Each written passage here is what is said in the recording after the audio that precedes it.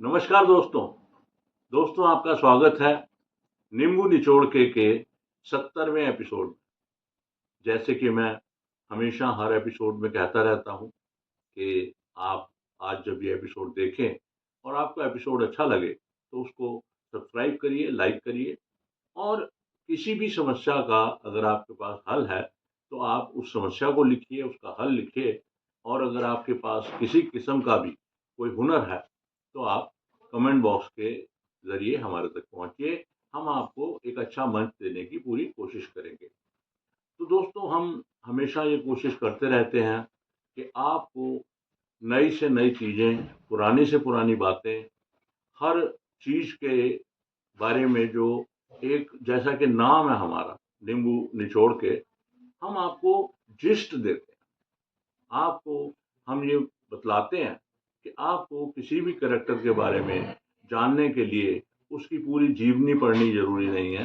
जो उसकी मेन बातें हैं, उनको हम अपने एक चैनल के इस चैनल के एक एपिसोड में डालने की पूरी कोशिश करते हैं। तो आज, जैसे कि मेरा हमेशा वादा रहा है, तो आज हम लोग डिस्कस करेंगे एक नई टेक्नोलॉजी के बारे में जिसको कहा जाता है स्टेम सेल टेक्नोलॉजी। दोस्तों, अगर हम बात करें तो आज से 10 साल, 15 साल, 20 साल पहले की, तो 10, 15, 20 साल पहले ये टेक्नोलॉजी नहीं आई थी और ये टेक्नोलॉजी अभी नई आई है। और अगर मैं अपने बचपन की बातें करता हूँ तो हमारे वक्तों में एक कूलर बहुत बड़ी चीज़ हुआ करता था, लेकिन आज की डेट में तो कूलर लगभग आउटडेट हो चुके हैं। और जहाँ देखिए, एक एक घर में 4-4, 6-6 एसी लगे हुए हैं और टेक्नोलॉजी पूरी एडवांस हो चुकी है। और दोस्तों, इसी श्रृंखला में आज हमारे बीच प्रभाकर जी हैं। तो मैं प्रभाकर जी का स्वागत करता हूं और प्रभाकर जी से रिक्वेस्ट करूंगा कि पहले दर्शकों को, श्रोताओं को अपना एक छोटा सा इंट्रोडक्शन दें।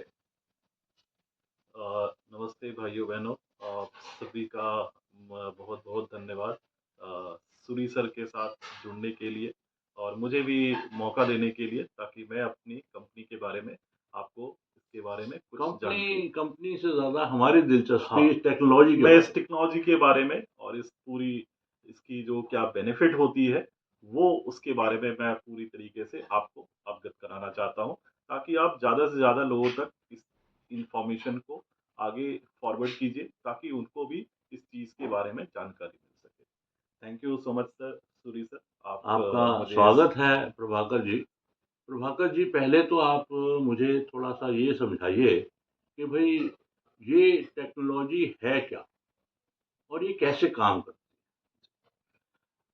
इस टेक्नोलॉजी को कहते हैं रीजनरेटिव मेडिसिन। जैसे हम दवाइयाँ खाते हैं, दवाइयों में क्या है, केमिकल्स होती हैं, लेकिन ये एक ऐसी दवाई है जिसमें कोई केमिकल्स नहीं है। ये हमारी बॉडी में ही प्रेजेंट एक ऐसा सेल है जिससे हमारा पूरा बॉडी बना हुआ है, और इस सेल को ही स्टेम सेल्स कहा जाता है। जैसे आप जानते हैं कि जब कोई बच्चा पैदा होता है या जब कोई पेड़ स्टार्ट होता है, वो एक बीज से स्टार्ट होता है। उसी तरीके से इंसान की जो जिंदगी है वो एक सेल से स्टार्ट होती है, और इस सेल को स्टेम सेल्स कहा जाता है। ये स्टेम सेल्स हमारी पूरी बॉडी को बनाते हैं, और ये सेल्स बच्चे के अम्बिलिकल कॉर्ड में बच जाते हैं, जो एक मेडिकल वेस्ट हो जाता है उस बर्थ के बाद सर। जनरली आज की डेट में इन सेल्स को डॉक्टर काट करके फेंक देते हैं, लेकिन अब आज की डेट में इतनी मेडिकल एडवांसमेंट हो गई है, इस एडवांसमेंट में ये देखा गया है कि इन स्टेम सेल्स के द्वारा हम ऐसे उन लाइलाज बीमारियों का इलाज कर सकते हैं जिसका इलाज दवाइयों से नहीं हो सकता। जिसकी ज़रूरत जो है वो इंसान को during the span of life correct, कभी भी पड़ यस, सकती है।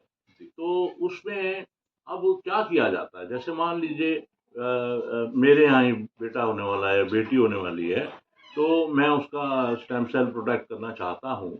तो आप कितने सालों के लिए उसको संभाल के रखते हैं और क्या सिस्टम है?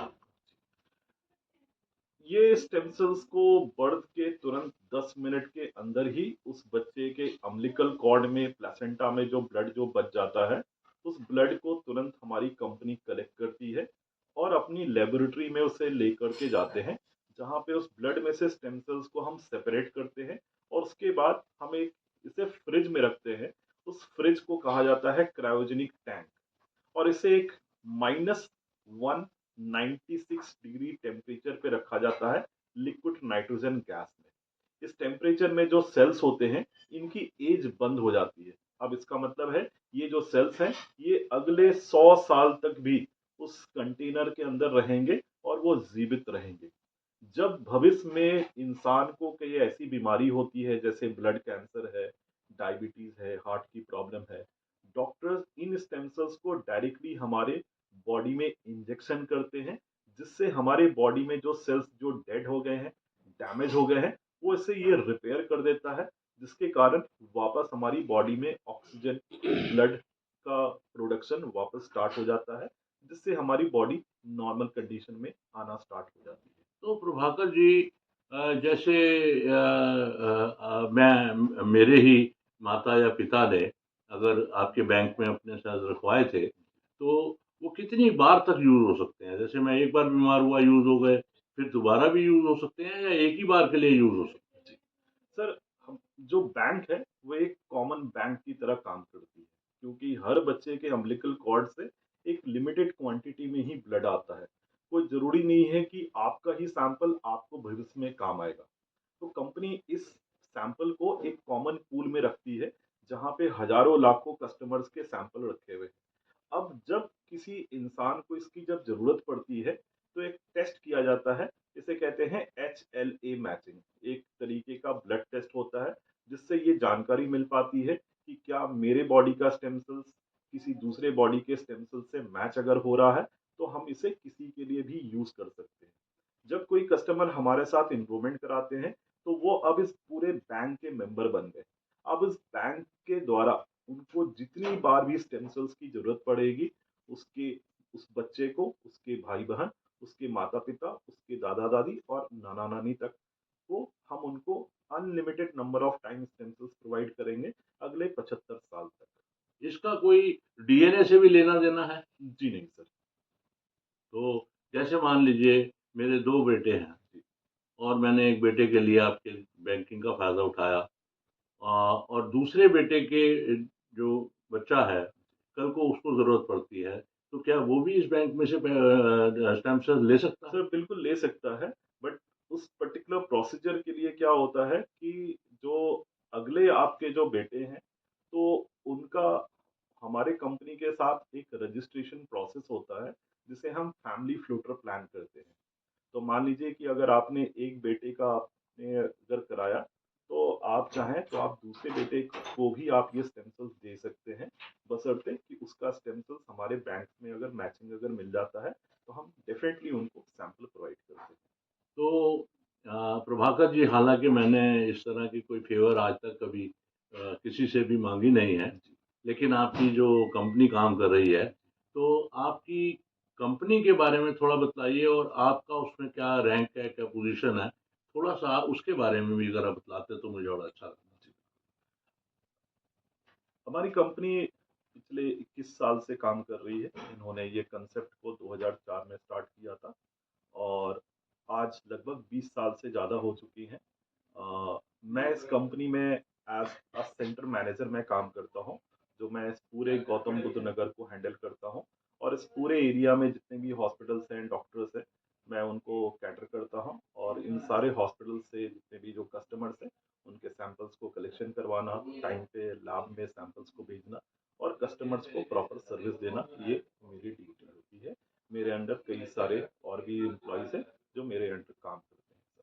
कितने लोगों की टीम है आपके साथ? मेरे साथ सर लगभग सर 5 लोग हैं, जो मेरे अंडर काम करते हैं, जो अलग-अलग एरियाज़ में हॉस्पिटल्स हैं, डॉक्टर्स हैं, उनको ये सर्विस प्रोवाइड करते हैं। थोड़ा-सा प्रभाकर जी, बड़ी एक मेरे मन में जिज्ञासा है, जी, जो कि अगर आप मुझे बतलाएँ तो बड़ा अच्छा लगेगा, कि नॉर्मली आपकी बैंकिंग में शामिल होने के लिए, यानी कि अगर जैसे मैं फादर हूँ, मेरा बच्चा होने वाला है, जी, तो कितना पहले जी, मुझे आपको अप्रोच करना चाहिए? थोड़ा-सा समय के बारे में बताएँगे आप? जी, बिल्कुल सर। डिलीवरी से एटलीस्ट सर 2 महीने पहले रजिस्ट्रेशन करना मैंडेटरी होता है, क्योंकि 9 मंथ्स आते-आते बच्चा कभी भी आउट हो सकता है। तो ये ज़रूरी है कि कस्टमर का प्रॉपर रजिस्ट्रेशन हो जाना चाहिए। तो उसके 7वें महीने के बाद जो है, जी, हाँ, when a lady is pregnant, correct, yes. जब कोई भी औरत जो हाँ, है वो अगर जी, प्रेग्नेंट है, जी, तो जो उसको डॉक्टर्स ने डेट दी हुई है 9 जी, महीने जहाँ खत्म हो रहे हैं, करेक्ट, उसके 2 महीने खत्म होने से पहले, करेक्ट, यानी कि आफ्टर 7th मंथ जी, उसको आपके पास रजिस्ट्रेशन जी, करा लेना है। बिल्कुल, बिल्कुल, बिल्कुल तो जहाँ आपने इतनी जानकारी दी है, तो प्रभाकर जी मैं ये भी जानना चाहूँगा जी, कि क्या आपके चार्जेज़ वगैरह क्या होते हैं? उसके बारे में थोड़ा बताएँ। जी। सर बेसिक अमाउंट होता है हमारा 28,710 रुपए। इसके बाद कंपनी कस्टमर को 3 चॉइसेस देती है। वो चाहें तो 1 साल के बाद बच्चे के पहले साल में वो कंपनी को हर साल 4,500 रुपए पर ईयर देते रहें, जब तक वो कंटिन्यू करना चाहते हैं। या तो वो 21 साल का प्लान ले सकते हैं जिसके लिए उनको अलग से 34,000 रुपए देना पड़ेगा, और अगर वो चाहते हैं कि इसे 75 साल तक देन करना है तो उसके लिए उनको 51,000 रुपीज़ पे करना होता है। तो थोड़ा-सा एक मेरे मन में लालच सा जागा है, जी, तो मैं आपके अपने चैनल के व्यूअर्स के लिए और लिसनर्स के लिए मैं ये जानना चाहता हूँ कि अगर कोई आपको हमारा रेफ़रेंस देके मिलेगा, जी। तो क्या उसके लिए कोई डिस्काउंट वगैरह का कुछ स्कीम बिल्कुल सर, आपने रखा हुआ? बिल्कुल सर, स्पेशल डिस्काउंट्स होगी सर। जो भी कस्टमर आपके माध्यम से अगर आएँगे, मैं उनको बिल्कुल सर एक स्पेशल मैं उनको डिस्काउंट दूँगा सर, ठीक है? और मैं चाहूँगा कि ज़्यादा से ज़्यादा लोग इस चीज़ के लिए सर ऑप्ट करें। ये ज़िंदगी में केवल एक अपॉर्च्युनिटी है, इस चीज़ को प्रिज़र्व करना। हमें पता नहीं है कि आने वाले भविष्य में कौन-कौन सी और बीमारियाँ ऐड हो रही है, तो इससे बेहतर है कि अ, इसकी हम प्रिकॉशन हम आज से लेना स्टार्ट कर दें सर। मैं प्रभाकर जी बड़ा शुक्रगुज़ार हूँ आपका। जी, तो दोस्तों देखा आपने प्रभाकर जी ने कितने अच्छे तरीके से हमें समझाया कि स्टेम सेल सिस्टम क्या है, बैंकिंग क्या है और ये कैसे काम करती है। तो इसी के साथ मैं आज के 70वें एपिसोड को समाप्त करूँगा और एक बार फिर आप सबसे यही कहूँगा कि नींबू निचोड़ के सिर्फ़ मेरा ही चैनल नहीं है, सिर्फ़ प्रभाकर जी का ही चैनल नहीं है, ये हम सब का चैनल है। आप भी उसके एक तरीके से मेंबर हैं, आपका भी ये चैनल है। तो अगर आपको चैनल बुरा लगे या आपको कोई बात आपत्तिजनक लगे, तो आप मुझे बतलाएँ और अगर आपको हमारा चैनल, हमारे एपिसोड्स अच्छे लगते हैं, तो कृपया करके इसको और लोगों तक पहुँचाएँ। नमस्कार।